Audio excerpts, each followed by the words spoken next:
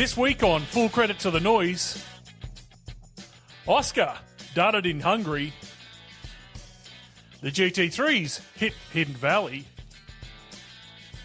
and we preview Wanneroo. Welcome to Full Credit to the Noise.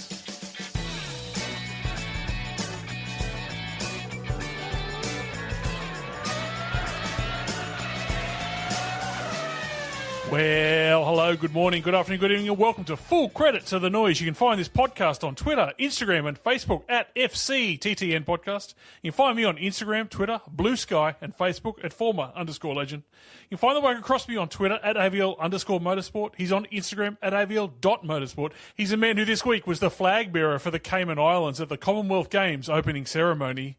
He's been linked to a role of Ken in the Barbie movie sequel. And tonight he's wearing a US Navy SEALs member T-shirt. Welcome to Speed Cafe's Andrew Van Leeuwen. Thank you, Former. I think out of those three things, probably making it to the Com Games is more likely than me being cast as Ken or recruited by the Navy SEALs. To be perfectly honest, which is saying something. Although I know they've slimmed back the Com Games in terms of sport, but if there ever was an international sporting comp that the average athlete would fancy getting a start at, you'd think surely so, it's that one.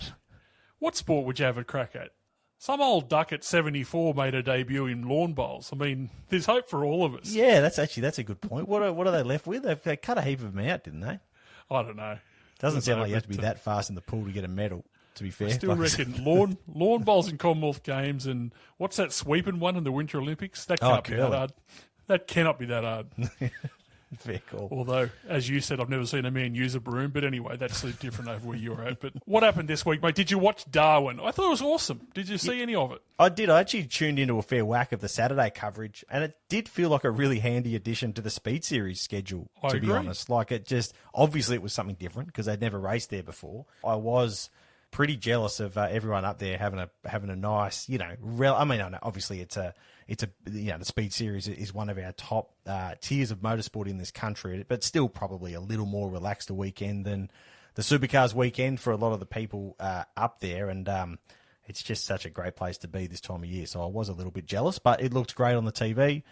Some of the racing was interesting. It was always going to be a bit of a tough circuit for passing and stuff with GT-style cars and high-aero cars. But, yeah, there were some interesting results, and it felt like, as I said, a nice addition to that schedule. Yeah, for anyone who didn't see it, the Audi of Alex Peroni and Mark Rosser survived, well, what was opening lap chaos. I'll tell you what, I don't think they've seen an opening lap without some sort of incident, but they took a victory from Jaden Ojeda and Paul Lecchetti in their Merc, and then Will Davison and Rene Gracie came third in their Ferrari.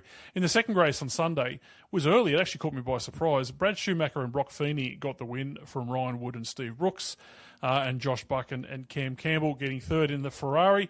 And I should say before we go any further, well done to William Exton and also Jack Johnson, who's the son of Western Bulldogs AFL great Brad Johnson. They took their first monochrome GT4 Australia win in race 1 at Hidden Valley.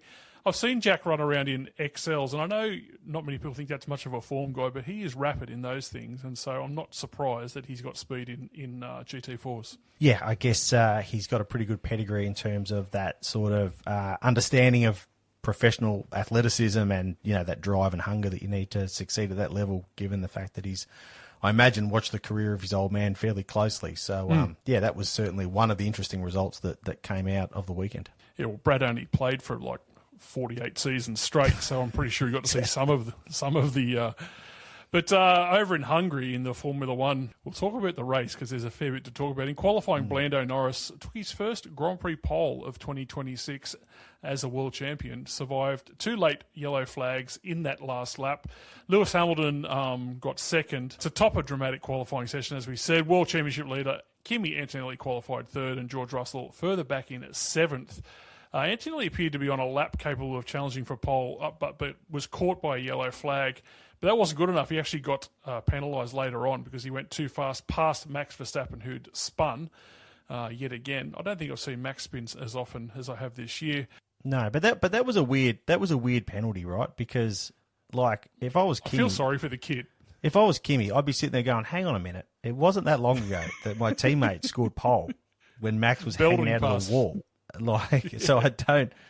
Yeah, I think that was always going to open a bit of a can of worms, and we kind of saw a little bit of that. I think that, there were two big penalties out of quali. One was obviously Lewis Hamilton impeding Oscar Piastri. That was about as big a slam dunk as an impeding penalty as you're ever going to see. Not really any complaints from anyone there, except for Lewis and his team for not telling him that there was a faster car coming up behind him, which does tend to happen in qualifying sessions. But yeah, I think the Kimi one was a weird one, and I think it does come back to the kind of ambiguity that came out of, the FIA allowing George Russell to keep that pole in Austria. Yeah, I think Bono had something to say, but pretty much held his lips tight last night just before the race. I know he sort of said, it's interesting compared to other recent incidents, but I guess because the other recent incident involved the bloke across from him in the next shed might have slowed him in from talking. As we said, Oscar moved to third. Antonelli received a three-place grid penalty for failing to reduce his speed. That was all run and done on Saturday. Then the race on Sunday. Well, Oscar actually got to the lead, but after that he suffered pretty much heartbreak after a bizarre clash with Carlos Sainz, cost him crucial time before a late gearbox failure ended the race altogether. He left Lando Norris, his teammate, to secure McLaren's first win of the season. Piastri made a superb start from third on the grid. He passed Charles Leclerc into turn one before then getting the lead from Norris at turn two when he ran wide. Basically, I'll break it down. It looked like Oscar was faster in patches in the race, but overall, and as much as I hate to admit it, Lando had the pace and I think was a worthy winner. We'll come back to that. Behind him, Max Verstappen ran second, while Kimi Antonelli recovered from seventh on the grid to complete the podium. Charles Leclerc was fifth on track, but was promoted to fourth after Lewis copped another penalty for speeding in pit lane. Isaac Hadjar was sixth. George Russell was seventh with another afternoon to forget. He hit anti-stall on the opening lap and fell to the rear of the field before recovering to run seventh. Let's go back to what happened to Oscar. Is that fair to say that probably the faster bloke won? Oh, I definitely think so. I think, to me, where I sort of felt like his race was unravelling was during that second stint when he was under immense pressure from Lando Norris. And even there was that moment where Lando ran wide at turn 4, and the gap kind of ballooned out to it was over a second and a half. I think it was sort of 1.7, 1.8 seconds. And within no time, Lando was right back on his gearbox. So I think there was a fairly sizable pace offset that was going to be really difficult for Oscar to overcome, despite the fact he had track position across those first two stints. Let's have a chat about the whole, obviously, the McLaren conspiracies are back. At that point of the race, late in that second stint, Lando was basically on the radio saying, hey, I feel like I'm a lot faster than this guy. He actually said, I reckon I can pull 10 seconds on him if I can get in front of him. And he was asking to pit. They pitted Oscar. They said no to Lando and pitted Oscar instead. And you kind of, I guess there was that decision from McLaren to pit Oscar when they did. Then there was the run-in with Carlos Sainz. And then, Oscar was pretty upset on the radio. And I think that kind of caused a bit of confusion about how it all played out. And it did revive the conspiracy theories regarding the perceived favouritism of Norris. But ultimately, the team did deny Norris a request to pit first. They gave Piastri the priority he had earned to that point of the race. Had McLaren pitted Norris when they pitted Piastri, I'd have a lot more time for the conspiracy theorists. But the team actually did exactly what it has consistently done and prioritised the lead car. It was just unfortunate that A, the Sainz thing happened, and B, that Norris had what was clearly superior pace and was likely to going to end up in the lead, whether he was overcutting, undercutting, or had to pass Oscar on track. So I think if you take the gearbox failure out of the conversation, I think Oscar's only real hope in that race was that if he had managed to undercut enough to retain the lead for the last stint, and then McLaren had put a hold on the two cars, which I think they were probably unlikely to do. And we don't really want them to do that. We want to see car racing, not hold position racing. So I think they would have let him race, and I think Norris probably had enough to get the job done anyway. And Oscar was pretty clear after the race that he completely agreed with when McLaren pitted him, and that his comment about, you guys could have factored that in. It sort of sounded like he was talking about the traffic, but he sort of clarified that he was more hoping that the team would have left Lando out longer after the Sainz clash so that Oscar could reestablish the undercut, which even Oscar admitted, in the TV pen, once he'd properly thought about the situation, was a completely irrational expectation. It was not unlike Silverstone last year when he was asking the team to reverse the positions after he got penalised. It was speculative fishing through frustration more than anything at how things had played out. So I think it was a bit misconstrued. And even myself at the time thought, hey, is he upset that the team pitted him when they did? But he clarified that wasn't the case. That was the right call. That was the fastest strategy. He obviously just then got tangled up with Sainz. In terms of that clash, that was clearly a massive fail on Carlos's behalf. And even without the blue flag system working on the steering wheel, there were blue flags at flag points. There were blue light panels.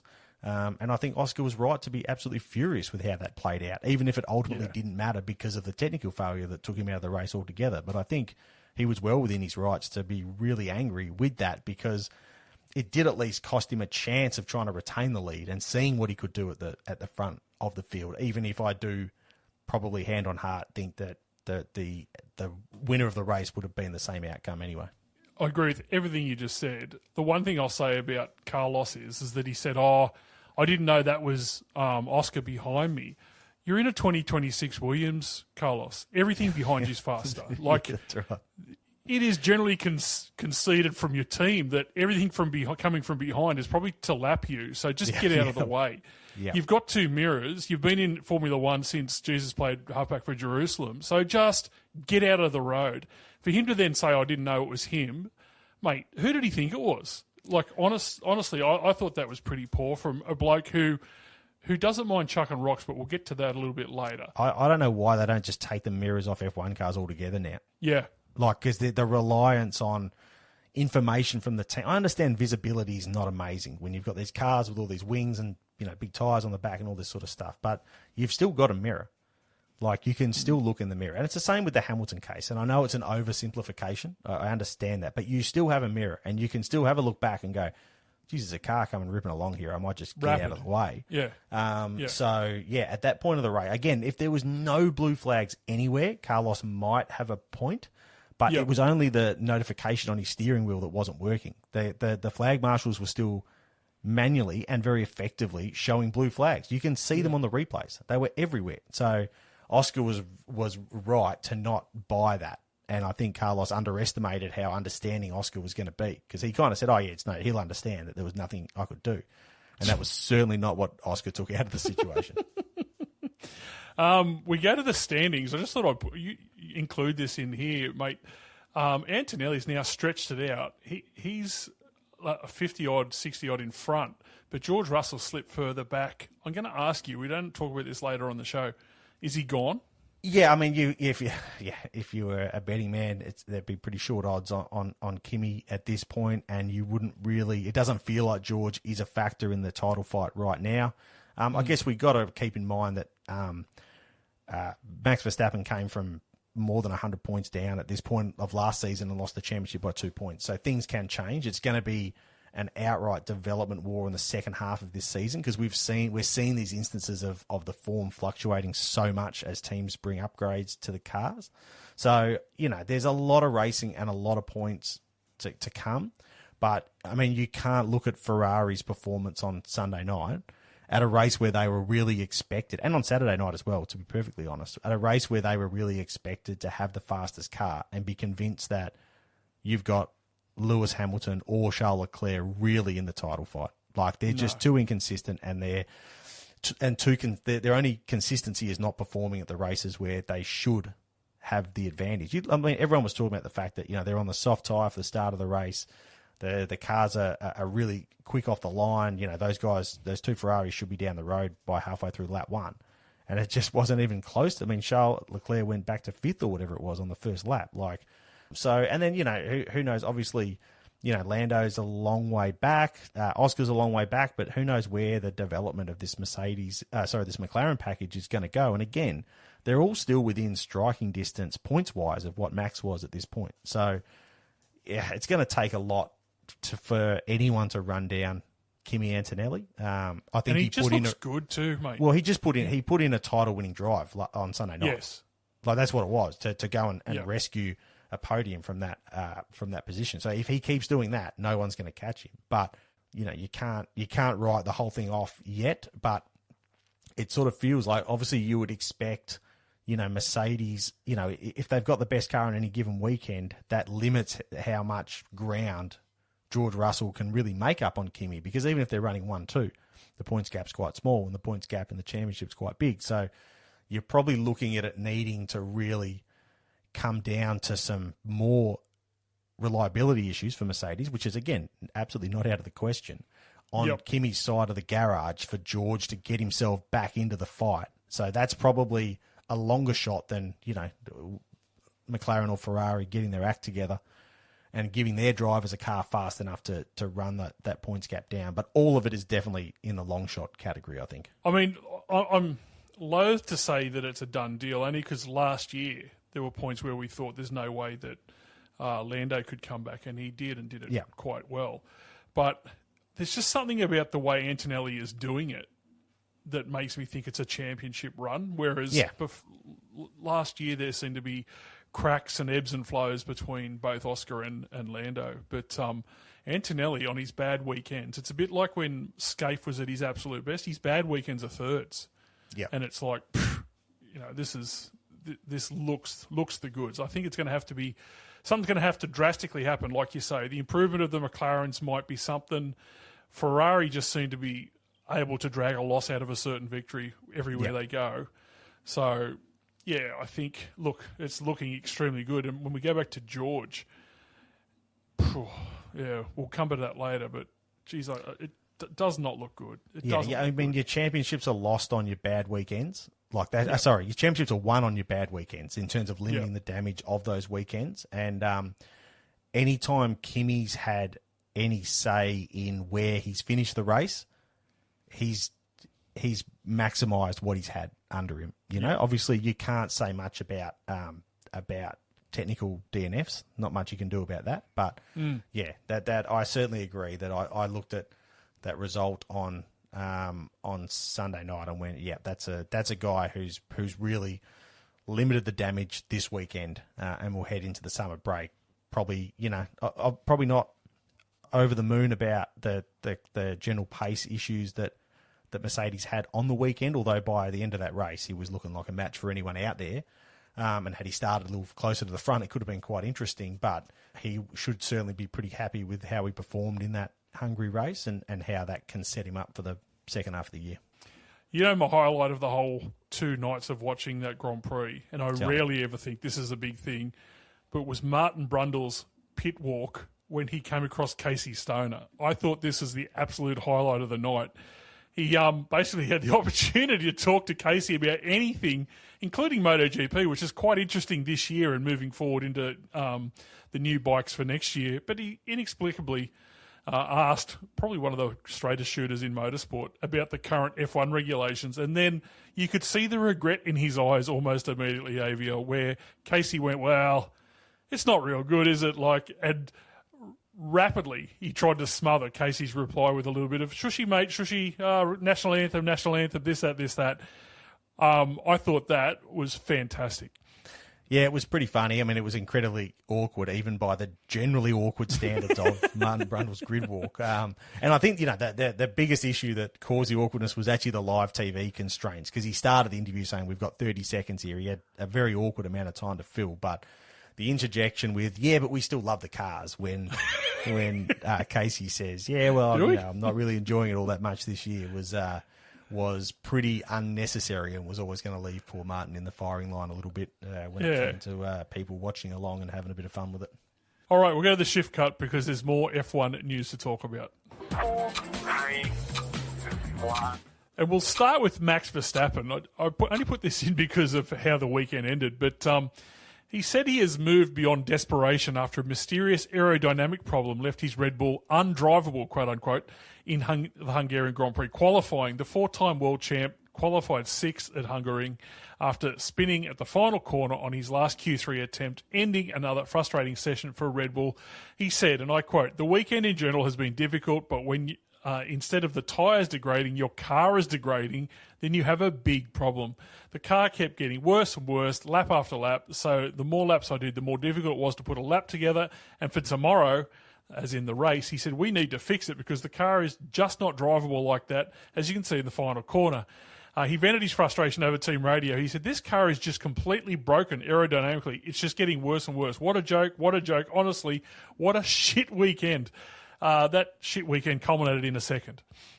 Yeah, just when you think Max's brat era is over, he has a weekend like that with some pretty interesting radio communication. I did, even during the race, he was complaining about the shifting and basically saying, I can't drive this car, all the while he was storming towards the podium. I think the thing that really got me was when he pulled that brilliant move on Lewis Hamilton into turn one. The move of the year. Yeah, it was absolutely fantastic. And obviously, there was a back marker involved. Lewis is obviously going to have not initially probably on turn and expected that gap to be filled by a car. And then Max gets on the radio and complains about Lewis moving under brakes, which I just thought, why on earth would you if anything, given from how far back Max came, I thought Lewis was pretty friendly.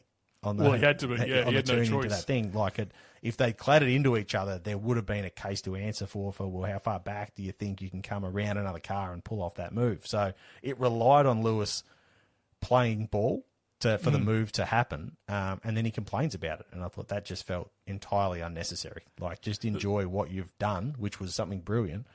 But yeah, that was a pretty tough sell job to the stewards that Lewis should be penalised for, like I say, actually doing the dance in terms of allowing that pass to happen without contact between the cars. This afternoon, I found some more stuff from in Max's radio where he gave both Visa, Cash App, whatever they call themselves, Red Bull Racing, mate, he gave them a fair serve, both Liam and... Arvid Lindblad. Yeah, Lindblad, sorry, mine went blank. Yeah, but he gave them a fair whack over the knuckles as well. If you do find that, it's a good listen. And someone straight away underneath wrote Mad Max is back, and in mad, as in very cranky. Formula One stewards have reportedly accepted that a repeat of Charles Leclerc's controversial Belgian Grand Prix clash with Oscar Piastri would likely result in a penalty. The incident was among the key topics discussed during a scheduled meeting between the drivers and FIA stewards ahead of the Hungarian Grand Prix. Leclerc and Piastri made contact while fighting over third place at Lake Hume on lap 8 at Spa, with the Ferrari moving across on the Australian, attempting to challenge out around the outside. Leclerc also acknowledged ahead of the Hungarian Grand Prix that he'd pushed his defence too far. He said, I kind of agree with Oscar, I think. At the end of the day, my view on the car is that I had to push things to the limit. With Oscar, it was a bit on the other side, so that's probably not the way I want to race all the time. Interestingly, there was no mention of them getting the Hamilton-Russell decision wrong, but we all knew that anyway. There was a couple of things here. There was, I think in the actual meeting, there was a little bit of pushback from Charles. He obviously, came out in the media and did say that, yes, I probably was a little over the line there. In the meeting, apparently he was more saying that it was line ball rather than a slam dunk sort of dog act on Oscar, but still a very interesting admission from the stewards. And as you flagged, I do believe that the stewards seem to stand by the Hamilton penalty for that Russell clash at Spa, which leaves them and you as the last people on earth that agree with how that played out. But Lewis wasn't actually at the meeting. He was one of, I think, 3 or 4 drivers that were the only ones not in attendance at the meeting. And I would have thought, based on what had happened there and the fact that Lewis he's racking up penalties like crazy at the moment, I would have thought he would have been pretty keen to be at the meeting and ask some questions about some of these things. Because obviously, like I say, the impeding penalty, that was a clear penalty. His pit lane speeding one on the weekend, if the data suggests he was speeding, then that has to be like a technical infringement. It has to be a no tolerance ruling. So that's absolutely fair. But I'm very surprised he didn't take the opportunity to sit down with the stewards and say, all right, well, talk me through how that played out, because I would have thought he would have wanted to do that. Another thing that came out over the weekend was the Aston Martin upgrades. Now, there was a list of 16 different things. I'm not going to list them right now, but there were 16 different upgrades to the Aston Martin car. And they first ran the new package.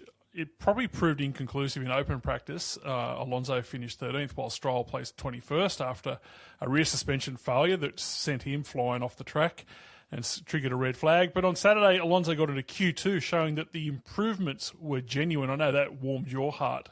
But my thing with this is, if 16 things are thrown at the car, and look, probably me and you aren't going to solve this problem right here, right now. But how do they know what works and what doesn't? Well, I guess it's a sign that nothing was working in the first place.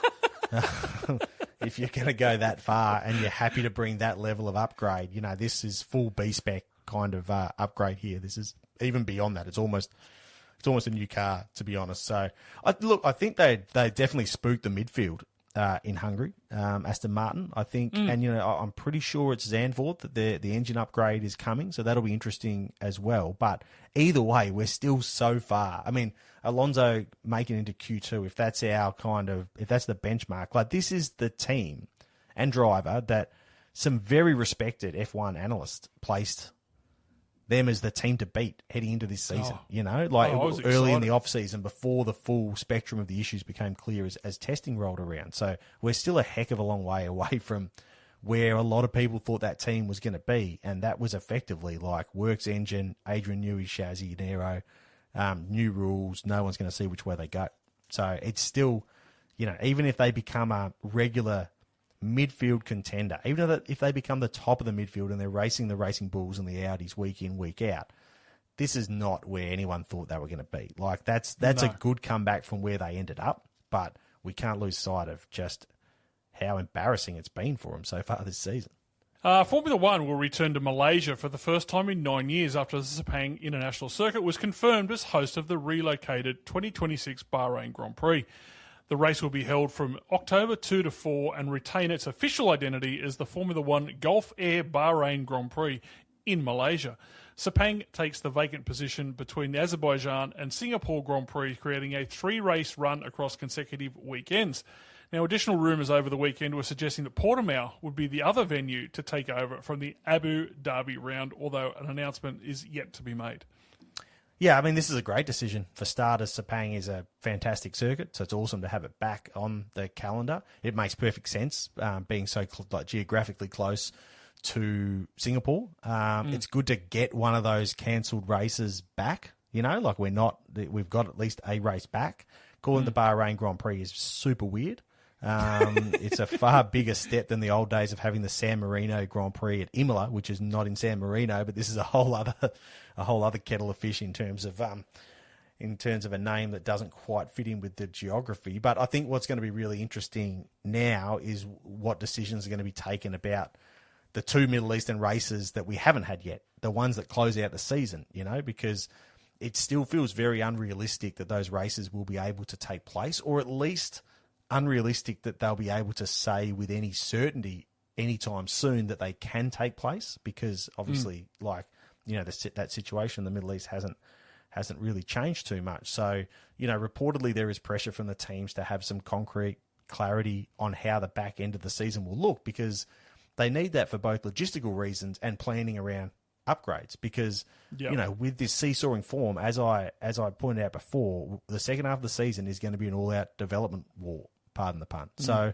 it's important for the teams to know what's happening, and I feel like there's some pressure being applied now to FOM to sort that out, and that's why we're starting to see some movement, and I have a feeling we might learn a bit more about the fate of the final two races of the year in Qatar and Abu Dhabi soonish.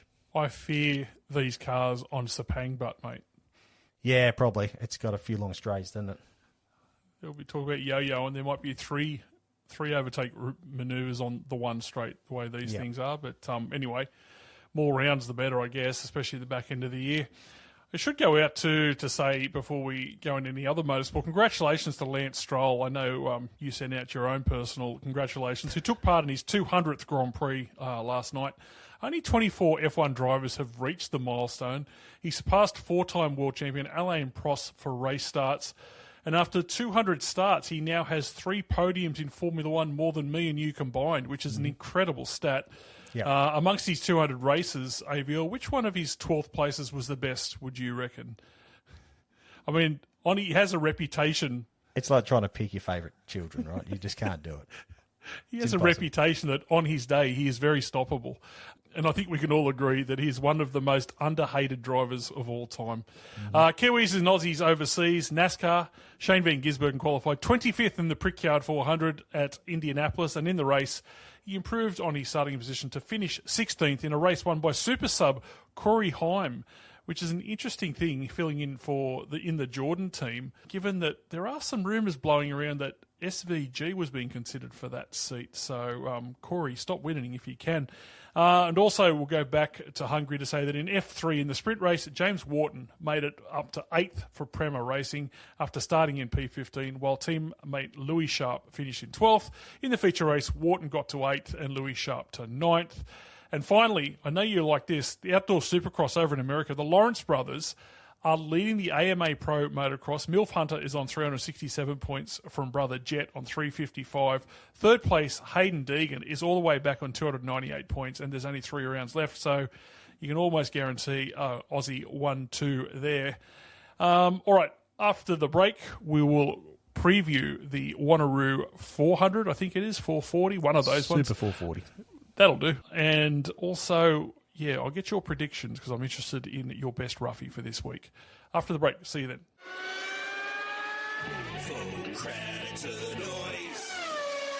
Winter could spell bad news for your vehicle's battery. Here are 3 maintenance tips from the battery gurus at R&J Batteries. 1. Avoid frequent short trips to keep your battery at a healthy state of charge. 2. Keep the battery terminals clean and corrosion-free. 3. Avoid running your accessories with the engine off for too long.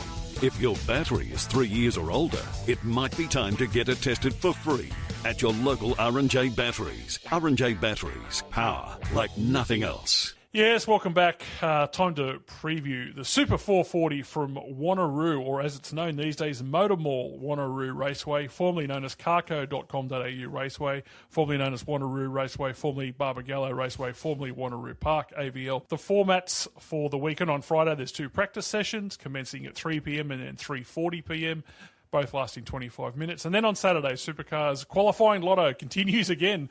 This time there are 2 30-minute qualifying sessions on Saturday, and then those sessions will fill the grids for 2 50-lappers in Saturday afternoon. Sunday, we go to a 30-minute qualifying session, a top 10 shootout, followed by an 80-lap race.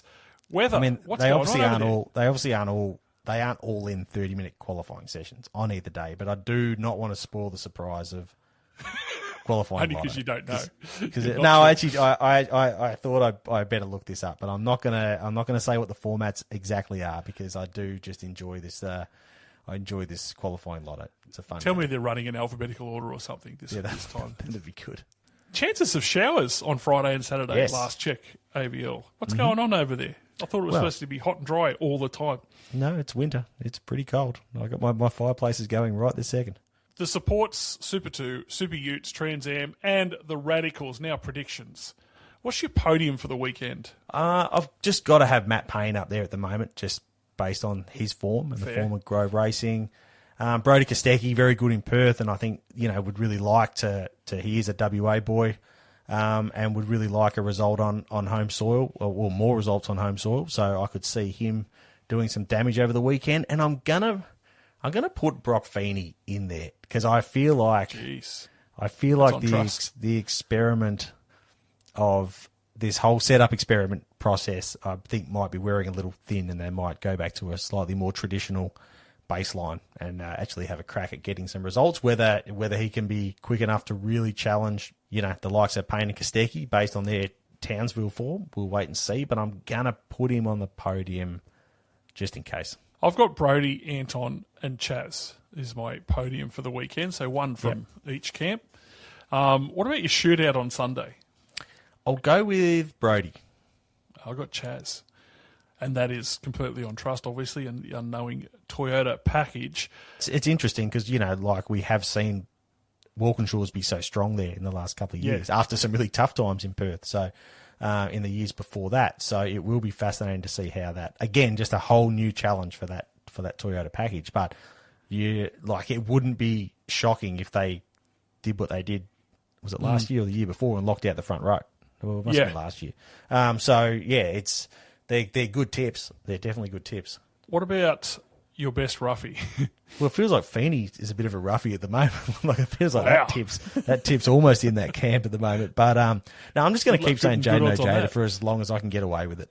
He's just such a locked-on roughie call at the moment. I'm going Heimgartner.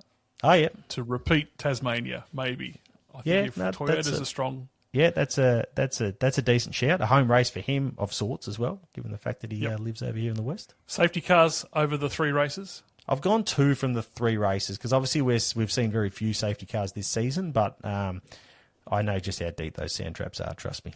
I'm going 1 for the entire weekend for some reason. When was the last time you were in the sand there? I had the meeting before last, but I had a very narrow escape in qualifying last Saturday where I managed to just keep it on the concrete apron. Unlikely headlines from the weekend. Qualifying falls flat with 5-second field spread. I'm going to say Wanneroo overcome with crowd, Perth street race now off. If this is the answer, what's the question? The answer is on the news on Sunday night. Oh, I've got no idea, but I feel like you've got a good joke for this one. If you mess with Cooper Murray as you come over the hill on the back straight, where will you end up? That's good. That is good. If this is the answer, what's the question? The answer is 3 hours. Well, if your headline's correct, it could be how long it takes to get out of the public car park on Sunday night. How long it takes to get to Joondalup Drive after the last race on Sunday. It should be a good weekend. I always thought that this was a race that lent itself to a night race outside of the time difference, I guess. That's the issue with it from a night race perspective. It's actually, it's an easy enough circuit to light. The time we did it was pretty cool. It was. So I agree with that, but it's kind of a twilight. It's almost a prime time race when it's in the afternoon, just because of the 2-hour time difference. So that's probably the challenge for it there. But it will be an interesting weekend. It does. Obviously, it's really tight, so it's a bit like Tassie, where someone can get it right, or even just execute qualifying really well, and you can get some sort of different results, which is always good. There is the tyre dead question. It's not been as bad as it used to be in recent years, so it's not. It's probably more of a talking point than an actual factor across the weekend, like it once was, just because of the current surface, which is not as hard on tyres as it used to be. But yeah, it's just a different sort of bull ring, and it always makes for some decent kind of racing. So fingers crossed that's what we see on the weekend. Horrendous error removing that hump that used to get them up on 2 wheels at around turn 3 and 4. Well, it's still there. The drivers just don't use it. Just not like it used to be. They just don't use it anymore. The curb's still there, but the Gen 3 cars just don't take off like the old cars do, and the time benefit just isn't there to climbing up over that curb. It is a great shame, but it's kind of, we saw it on the Gold Coast to some extent. The reprofiling of the chicane has brought back the spectacle in terms of just how quick they're launching the cars through there, but they still don't do the big 2-wheel climb like they used to. So that has ruined one of the great spectacles of Wanneroo. The pit entry also worth mentioning. I mean, every year there's someone that has a late decision to pull in, and someone trips over that. It's very sketchy. That hump. Can we talk about that? What's that like to hit in a Formula Ford? Because even in a sedan, they seem to rip the arse out of the under tray. So which one? Is that the curb at the last corner? Yeah. Oh yeah, you don't want to hit that in the Formula Ford. I can tell you right now. Let me tell you, actually, I had to go over it going around the outside of someone on the last lap, and it's as soon as I did it, I was like, I'm gonna hear from the boys when I get back to the pits about this, because it's not great for the car and it's not great for your backside. I'll tell you right now. All right, we'll go to a break and we'll come back with Rear of Grid, including a red hot rumour. Back in a minute.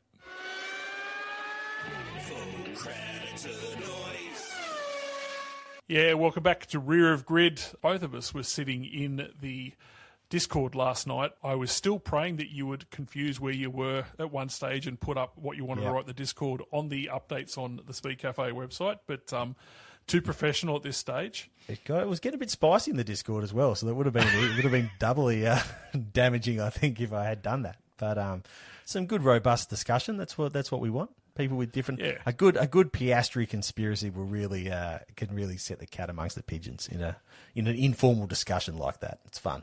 Someone messaged me and said, did you hear Ted Kravitz? I said, no, I elected to go with the alternate commentary and I don't regret my decision. But apparently he was enjoying the result when Lando got the win. But yeah, if you want to be part of the Discord and also other benefits, become a member of FCTTN.com. Go there, follow the links, go to the membership, and then if you get stuck, apparently I'm the one that just heads you over to the Discord. So yeah, come over and enjoy, especially things like last night when there's a meeting on and it's a race on at like 9:30, 10 o'clock at night. At least you can sit there with other like-minded individuals and discuss what's going on. All right, credit or shred it. I'm going to make a statement. You tell me if you agree or disagree with it. Simple credit or shred it, and we'll come back after we've done all 6. Number 1, the V8 Supercars paddock is the biggest collection of glass jaws in Australian sport. Oh, that's a good one. I'm going to go shred it, but just. Credit. I can't think of anywhere else. Number 2, George Russell will need to have a year off in 2027. He'll be mentally destroyed when he doesn't win the title this year in what should be a clear 2-horse race. Shred it. Credit. Number 3, in 2024, the year that Will Brown won his Supercars title, he raced in GT3 and NASCAR and was also doing TCR the year before. Will Brown needs to get back to racing in a few categories to regain his championship-winning form. Shred it. That's a good one. Credit. Number 4, there is only 2 spots up for grabs in the top 10 finals race in the Supercars. The first 8 cars are a lock. Oh, yeah. Yeah, I'll go with credit on that. Yeah, credit. Number 5, if the Bend wants to bring crowds to Supercars Enduro meeting at the track in September, they should hold a podcast hosts invitational race. I'll go with shred it. Ford, are you listening? Get around that. I'll say credit. Number 6, Carlos Sainz is the first bloke to throw stones at other competitors for getting in the way, but ultimately he's one of the biggest hypocrites on the grid. Yeah, let's go credit. Credit. All right. The biggest collection of glass jaws. If it's not Supercars, where is it? Yeah, I don't know, and that's why I'll go shred it. But the Supercars paddock. You were saying off here, you thought it was the Matildas. I thought that was quite brave of you. It is very sensitive in the Supercars paddock. If I had to guess, I'd say it's right up there. And it is something that does hold the sport back and will continue to be one of the reasons that the sport struggles to regain a foothold in mainstream media unless there's some pretty drastic change in terms of a bit more robustness around criticism and that sort of stuff. But to categorically say it's the most sensitive place in Aussie sport is just too big a call for me to make when I personally haven't worked in all of the other professional sporting codes, but I would reckon it's not too far off it. I noticed you said something in the Discord the other day, and that's what sparked that suggestion, because I think you might be onto something. George Russell will have a year off in 2027 when he doesn't win this title. I think it takes more than losing a world championship to drive someone away from a paycheck that extends into the tens of millions of euros per year at the very least. Like, honestly, you'd have to be pretty mentally damaged to not be able to get up, on January 1 and say, all right, I'm going to go back to work. So, and you won't get redemption sitting on the sidelines either. So I don't think it's going to mentally break him to that point. It's probably one of those things where, would you rather lose it by 2 points in a heartbreaking finale, or would you rather? It's a bit like when your footy team's getting thrashed in the grand final. At least you can sort of grieve by halftime and move on. But if you lose it right at the end, I mean, yeah, you probably don't know too much about that being a West Tigers fan. But I'll tell you what, I definitely don't know about it right now. But anyway, that's for another podcast. Yeah. Oh my, yeah, I'm in the horrors. I'm not going to lie. Look, I didn't think about the money side of things, so you probably are right there. But I tell you what, maybe I'm a bad judge. He does look like he's carrying his divots at the moment. It looks like he's hurting. Oh, no, I think he definitely is, but I still think it'd be a big call to say I don't want to be a Formula One driver anymore. This one was alluded to in the Discord last night. Will Brown should get back into racing other cars to get that form back. Yeah, it's a really interesting point. I've gone with shred it because the funny thing is, almost exactly this time last year, people in the Supercars paddock were talking about how Feeney was so far ahead of Will Brown because Brown was too focused on trying to do NASCAR deals, and Feeney was turning down international GT drives to focus on Supercars, which is something that he did do last year as well. So, there are definitely people around that do think that focus on the driving side of his life and career is an issue for Will Brown. Whether that's fair or not, I'm certainly not saying that is an issue, but there are people that do share have that view. I don't think it's fully related to not racing in other categories. Like, Brody doesn't do a whole lot outside of supercars. Matt Payne doesn't do a whole lot outside of supercars at the moment. So I don't know if the evidence fully stacks up, even though obviously being in a race car is better than not being in a race car. But it's funny how the tables have turned on that discussion, because the exact opposite discussion was happening last year. 2 spots left in the top 10.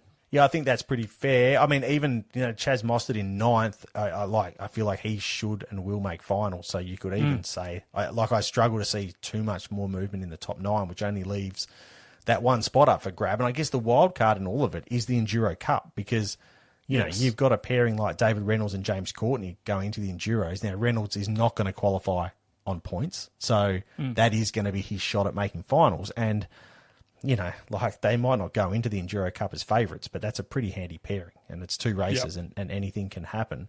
And even if you look at like a Golding-Stanaway pairing, like James Golding may still make the top 10 on points. He's right in that fight. But if he doesn't, if he ends up on the wrong side of that bubble, that's a pretty strong pairing heading into Bathurst as well. Keeping in mind that James Golding did cross the line first at the Great Race last year. So I feel like this year, the way the points are playing out, there's going to be a little bit more interest around that Enduro Cup, because there'll be some pretty handy pairings out there that could do some damage and throw a bit of a spanner in the finals works.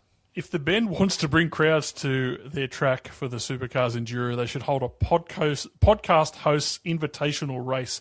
AVL, I'm not going to lie, Will Brown, Brody Kostecki is going to be tough to beat. Right? That was exactly the point I was going to make. I was like, I don't know how well you've thought this through, because there might be a few blokes that are tough to beat out there.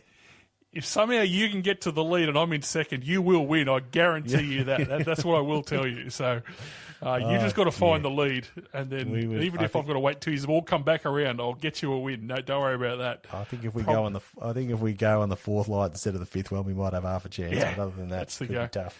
Just need some of those Zach Best tyres to get us around, and we'll be fine. Exactly. Carlos Sainz is the first bloke that throws stands, but he's a hypocrite. Mate, yeah, I don't have a huge body of evidence on this, but Oscar was pretty emphatic about it, so I'll back our boy on that one. Yeah, the same.